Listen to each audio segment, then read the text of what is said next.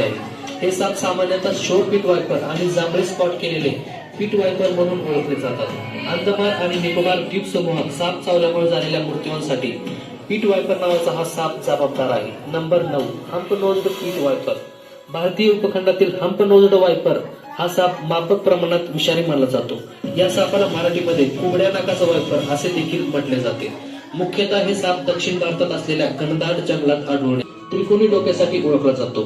तसेच या सापाचे नाक उलटे आणि काहीसे रुंद असल्याने याला हम्प नोज्ड म्हणून ओळखले जाते।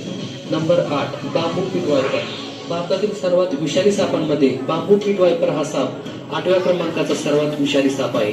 या सापाला मराठीमध्ये चापडा किंवा हिरवा चापडा या नावाने ओळखतात। बांबू पीट वायपर हा साप अत्यंत विषारी असतो। हिरव्या रंगाचा हा साप लहान झुडपांच्या फांदीवर, वेलीवर आणि बांबूमध्ये राहतात। विशेष म्हणजे हे साप अंडी न घालता थेट पिलांना जन्म देतात। दक्षिण भारतातील पश्चिम घाटाच्या पर्वतीय प्रदेशात हे साप आढळून येतात। Number 7, banded crate.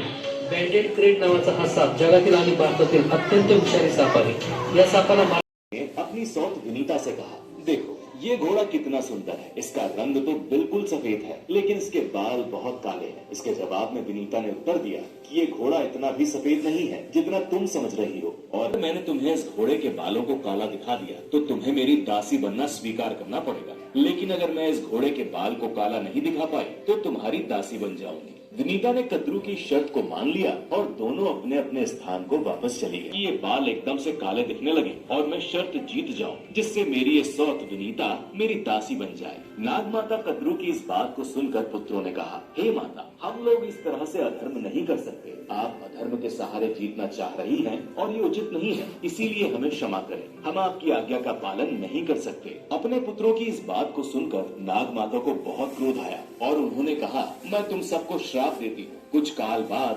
पांडव वंश में एक राजा होंगे जिनका नाम जन्मेजय होगा। वो जब सर्प यज्ञ करेंगे तो उस यज्ञ में तुम सब जलकर भस्म हो जाओगे और तुम सब का नाश हो जाएगा। ये सुनकर कद्रू के सारे पुत्र बहुत डर गए और तुरंत ही वासुकी नाग को लेकर की मृत्यु कुछ इस तरह से होती है जैसे मोर से, मनुष्य से, चकोर पक्षी से, बिल्ली से, सुअर, बिच्छू, गाय, भैंस, घोड़े आदि के पैर से दब जाने के कारण। अगर सर्प इन सब से जीवित बच गया तब सर्प 120 साल तक जीवित रहता है। सर्प के जन्म लेने के 7 दिन बाद दांत उगते हैं और 21 दिन बाद इनमें विष आ जाता है। सांप के 240 पैर होते हैं जो गाय के रोए के तरह बहुत ज्यादा छोटे होते हैं, जिन्हें हम साधारण आंखों से नहीं देख सकते। ये पैर सांप के चलते समय बाहर निकले रहते हैं और बाकी समय ये अपने भीतरी भाग में चले जाते हैं। जिस सांप के दांत लाल, नीले और सफेद रंग के होते हैं उनके विष का वेग बहुत कम होता है और उनकी आयु भी बहुत कम होती है। तो ये थी नाग पंचमी से संबंधित कुछ ऐसी गूढ़ बातें